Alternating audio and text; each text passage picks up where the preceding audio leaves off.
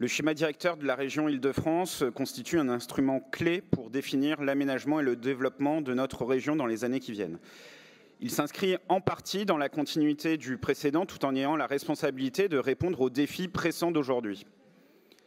Ces orientations auraient nécessité une plus large concertation avec les habitants de la région, les acteurs de la société civile, l'État, les départements, les collectivités locales, en particulier les communes et intercommunalités dont leurs SCOT et PLU devront être mis en compatibilité avec les orientations définies par le SDRIF.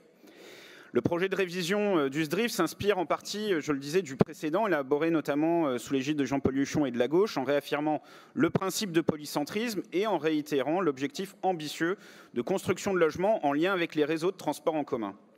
Tout ceci afin de préserver les espaces naturels et agricoles.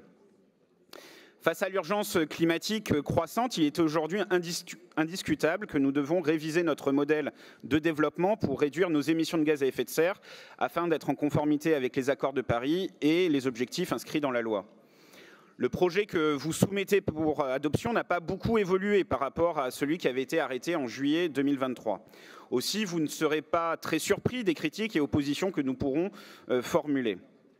Avant de poursuivre, je tiens quand même à souligner le travail de qualité fourni par les équipes de la région et de l'Institut Paris Région.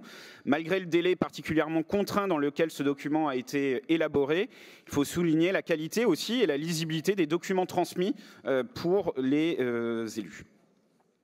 Alors sur la méthode, Monsieur le Vice-président, compte tenu du temps limité imparti à notre groupe, pour participer au débat, je me concentrerai sur les principaux désaccords que nous pouvons encore avoir avec ce projet de SDRIF. Sur la méthode d'élaboration de ce document, nous continuons de déplorer un manque de consultation des Franciliens, de la société civile, des acteurs économiques et des collectivités locales, je le disais.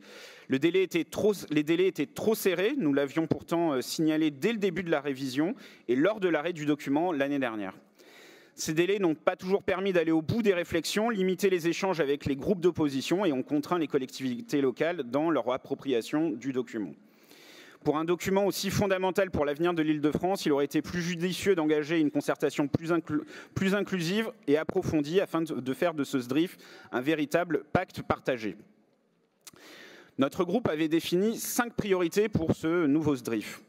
Répondre à la crise du logement, une urgence qui est indéniable. Combattre les inégalités territoriales en menant une politique de rééquilibrage des territoires. Faire face à la crise des transports, relever les défis du dérèglement climatique et proposer un nouveau modèle de développement économique et social. Malheureusement, nous estimons que le projet actuel ne répond pas de manière adéquate à ces priorités. Concernant la transition écologique, le choix d'une trajectoire de sobriété foncière pour atteindre l'objectif ZAN d'ici 2050 est certes nécessaire, mais il aurait été plus pertinent de prendre davantage de temps pour examiner des compromis équilibrés, en particulier pour permettre d'être plus ambitieux, car cette exigence entre parfois en contradiction avec les modèles de développement urbain, notamment dans les départements de la Grande Couronne, mais modèles qu'il faut malgré tout réviser.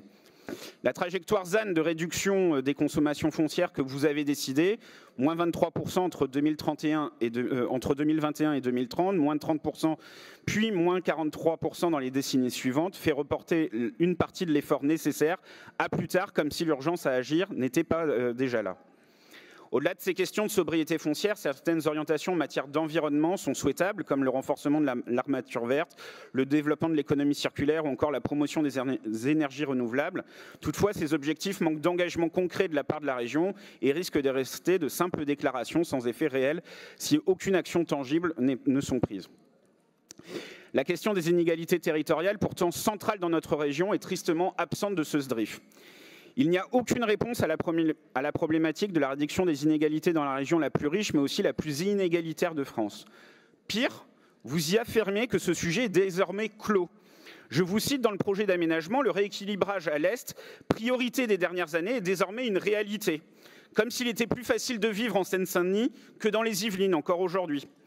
Il est dommage de faire preuve d'autant de déni de réalité, tant les chiffres montrent l'inverse.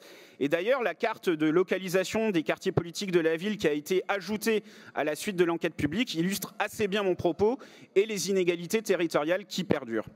Un aménagement équilibré de la région serait celui qui viserait à réduire avec ambition et détermination les inégalités territoriales et sociales en Île-de-France. Ce n'est pas le cas de ce SDRIF.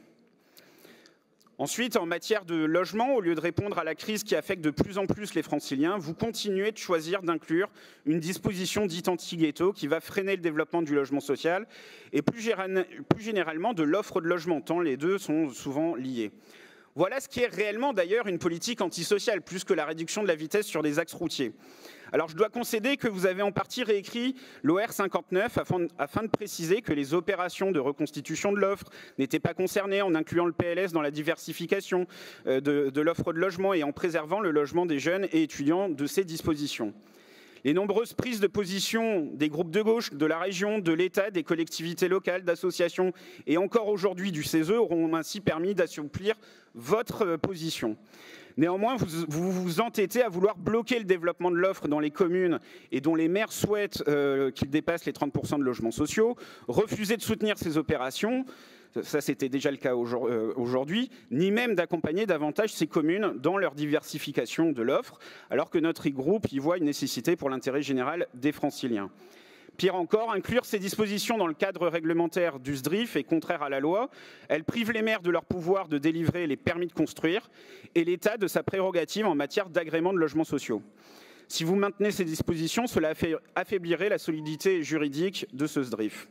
Le préfet de région a d'ailleurs signalé que ces mesures pourraient entraîner une baisse de la production de logements sociaux. Et cette disposition est également en contradiction avec les objectifs inscrits dans la loi du Grand Paris et le schéma régional d'habitat et de l'hébergement. Mais il y a sans doute ici une cohérence de votre part au regard de votre opposition aux orientations inscrites dans le schéma régional de l'habitat et de l'hébergement qui a été adopté en avril dernier. Le CESE, aux côtés de plusieurs collectivités locales et d'associations, continue de dénoncer une telle position à l'heure d'une crise majeure du logement dans notre région. En outre, en revanche, vous refusez toujours d'inscrire clairement dans le SDRIF l'objectif de respect de la loi SRU dans chaque commune. Enfin, afin de ne pas faire de ce SDRIF un document de bonne intention et pour ne pas dire de communication politique, comme vous avez pu le faire ce matin à travers 3 motions déposées, et faire peser vos choix sur les villes et les territoires ou intercommunalités ou encore les départements, il manque des engagements budgétaires clairs et suffisants. Nous aurons l'occasion d'y revenir sur ces différents sujets à travers la présentation et le soutien d'amendements aujourd'hui, afin de défendre une vision de l'Île-de-France solidaire, écologique et attractive. Merci. Merci.